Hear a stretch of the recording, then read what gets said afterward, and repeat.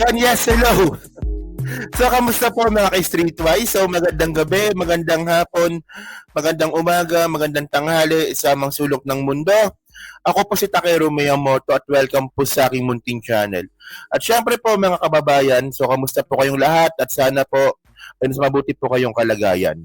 So mga ka-Streetwise, no? So kahapon, trending po talaga yung pag-file ng kaso ng NBI laban nga po dito kay Maharlikang Hitad at saka dito nga po kay Harry Roque Bakla. So ito nga po ay regarding dito nga po sa pinagkalat nilang pulburon video. At ang nakakatawa dito mga kababayan, kahit na anong tanggi, no? Actually ginawa nila, tinatanggi nila no? Kahit anong tanggi ng dalawang mokong po na to, meron po tayong ebidensya dito na sila po talaga ang nagpakalat at nagsimula ng pulburon video po na yan. At ang malupit dito mga kababayan, di ba? May copy tayo na po ng ebidensya. At pangalawa, nakipag-usap na po ang NBI last month sa Interpol para po, di ba? Para po sa kaso po na to at posibleng mga alam po ang Interpol dito. At tandaan po natin no na ang kaso po na final po kay Maharlika at saka kay Harry Roque ay inciting to sedition. Tapos meron pang mga cybercrime offenses na ito po ay criminal case. So swak sa banga po ito para po mga elabang Interpol. Di ba, mamaya papakita ko sa inyo mamaya yung ebidensya na talagang si Maharlika at saka si Harry Roque po talaga ang nagpasimula ng pulburon video po na to. So ngayon, ito yung balita po kahapon. So basahin muna natin. So sabi dito, ito. NBI files inciting to sedition drops versus Harry Roque, vlogger Maharlika. O, di ba? So, criminal offense po ito, no? So, the National Bureau of Investigation has filed inciting to sedition complaints against former presidential spokesperson Harry Roque and blogger Claire Contreras in connection with so-called pulburon video. The NBI, as early as July 2024, has said that forensic analysts showed that the man, so peke daw po pulburon video. So, actually, sana, this time, totoo na to. Kasi po, di ba, nung nilabas po yung pulburon video nung nakaraang taon, ang daming nangako, nakakasuhan, na-arrestuin nga po si Maharlika, pero hindi naman po nangyari. So sana ngayon, pagkakataon na to, nung inabot tayo ng, kulang-kulang isang taon bago nag-file ng kaso. So ako, medyo nababagalan po ako Pero sana ngayon may kaso na, sana po arrestuin nyo na po yung babaita po na yan. O di ba? So ito, tinan nyo to Maharlika is also facing charges for unlawful use of means of publication and unlawful utterances, cyber libel, and computer-related perjury. So, meron pang ganyan.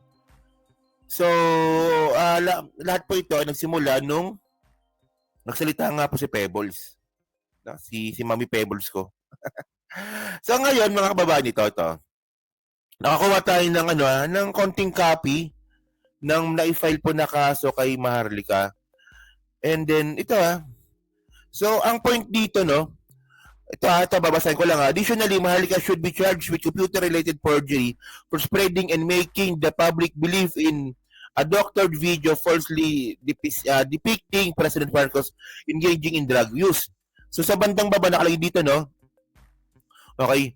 Testimonies such as that of Vicente Pebbles Cunanan further confirmed that Maharlika distributed the video to spread misinformation more effectively.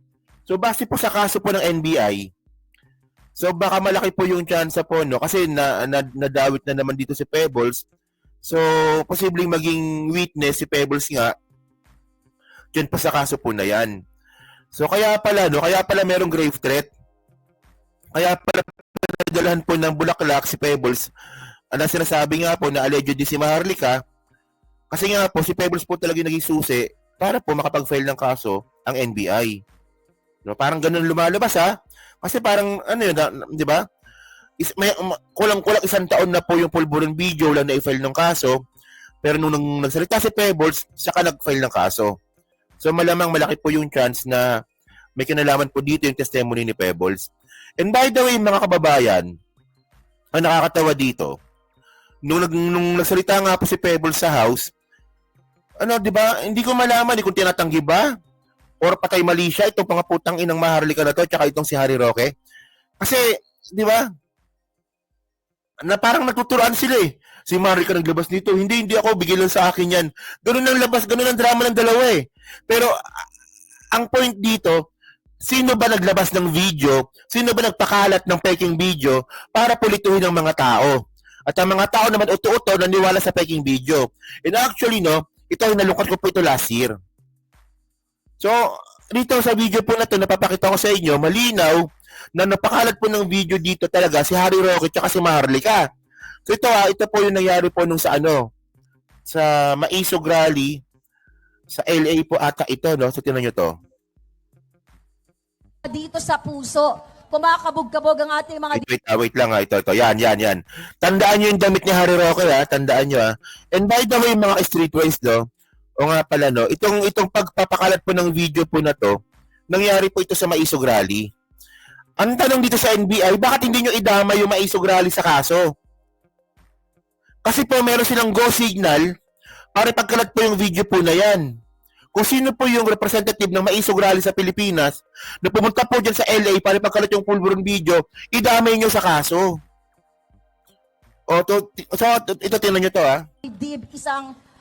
Isang pahiwatig po yan na malayo man ang inyong narating, nandoon pa rin ang puso nyo sa Pilipinas.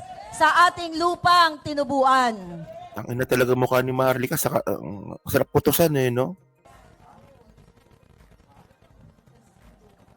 So, mga palangga, gusto ko rin pasalamatan ang ating ating mga KOJC Choir Band. KOJC. Thank you so much! Dahil sa inyo, talagang sumaya ang aming buhay. Sana pwede ko kayong i-take home. Ang saya-saya, kaya naman talagang kami ay napaka-excited sa bawat tugtog at kami umiindak. Kaya naman mga palangga, sa itong mga kabataang ito, ay talaga namang lubos ako nagpapasalamat. Kayo talaga... Natandaan yung damit ni Harry Roque, no? Yung parang meron siyang, nakakulay green at meron siyang parang collar ata ng aso to, no? Ang tunay na pag-asa ng bayan. Imagine niyo mga kapalangga, napakabata nila. Pero talagang lumalaban para sa bayan. Naka-ready na ba ang lahat? Naka-ready na ba ang mga live nyo? Okay, mga kababayan. So, tingnan ninyo ang ginawa nila, no? Pinag-live po nila ang mga kababayan po nating OFW or baka mga immigrant na po sa Amerika. Pinag-live po nila para po i-play po yung pulburon video. Di ba?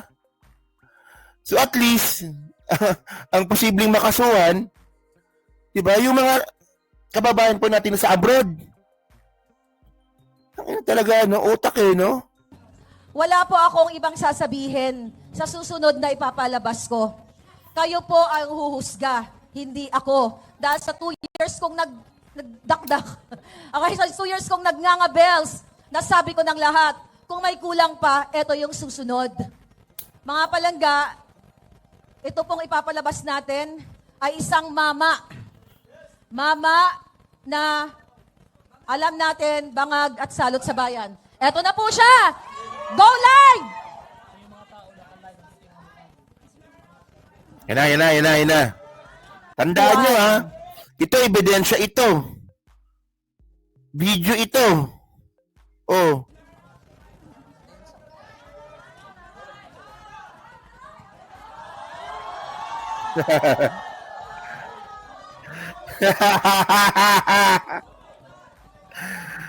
Ay, puta yan.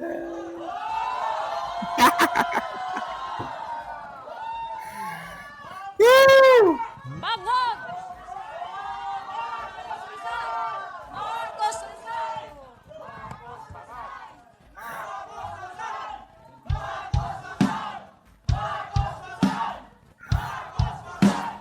So actually mga kababayan, no. So ito po yung first time na nilabas po nila yung pulburon video.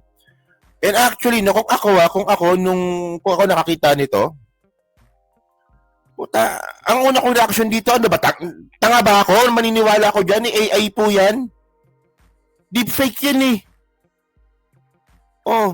So ngayon mga kababayan, no, so at least na, ito ebidensya po ito, na totoong, si Maharlika po talaga, tsaka si Harry Roque po, yung nagpakalat po ng pulburon video. At pagkatapos pong pinlay po yung video po na yan, nasalita pa si Harry Roque dito eh. Tingnan nyo ha. Naalala nyo yung damit ni Harry Roque? So same po na damit po na na meron dito sa video po na to, no? So tingnan nyo ha, sabi ni Harry Roque. Ginastify niya pa yung pulburon video na totoo. Tingnan nyo. Well, Marcos Jr., meron pong authentication ang pulburon video, hindi AI, at ikaw talaga yan sa video na yan. O, di ba? Kanina, sabi ni Maharlika kanina, merong mama sa video. Ngayon naman, ang confirm, si Harry Roque, ikaw talaga yan. Alam nyo, no, nakakatawa kasi dito, no? Nag-file ng asylum si Harry Roque sa Netherlands. Ang problema po, no, pulburon video pa yung ginamit niya. Peke niya yung pulburon video. Anong klaseng abogado to? Parang si Sarah din ito, no? Hindi mo malaman kung totoo bang abogado. Tanga din eh. Mag-file ka ng asylum tapos yung magiging reference mo ng asylum, pulburon video. Oh, and by the way mga kababayan, ito yung sinasabi ko po sa inyo. So last month pa po kasi mga ka-streetwise, nakikipag-usap na po talaga yung NBI sa Interpol. So ito pakita ko sa inyo. Yan okay. Palace backs NBI move, tapping Interpol to trace fake news peddlers. Yan So basahin muna natin to, no? Wala akong makitang video, so article na lang, no? Sabi dito, NBI Director Jaime Santiago earlier confirmed that the agency is coordinating with Interpol to pursue individuals overseas accused of spreading false information. Di ba? So the assistance was sought as Santiago acknowledged the legal complexities of such initiative, especially in countries such as the United States, where libel is treated as a civil case, not a criminal offense. So the NBI currently investigating at least 20 people suspected of being part of the organized network propagating misinformation and disinformation, particularly targeting over government officials and political personalities. So yan. So ngayon, ang kailangan lang natin dito is ma-update kung ano ba talaga na ngayon ang nangyari dito po sa pakipag-coordinate ng NBI sa Interpol. At syempre tayo po ay nananawagan, sana wag po itong ningas kugon lang. Wag po sana itong ngayon mainit tapos kapag malamig na pababayaan. Wag po natin sayangin po yung yung pagtaya po ng buhay ng mga witness. Kasi tandaan nyo hindi po basta-bastang tao si Harry Roque. Kaya magpagano ng tao niyan. Ang daming pera nun. Especially, di ba, meron pang allegedly na siya rin daw po ang nagpagano na allegedly lang na nagpagano sa isang abogado na tumutulong po sa biktima po ng land grabbing sa Bataan. Na si Harry Roque din daw po yung tinutulong mastermind.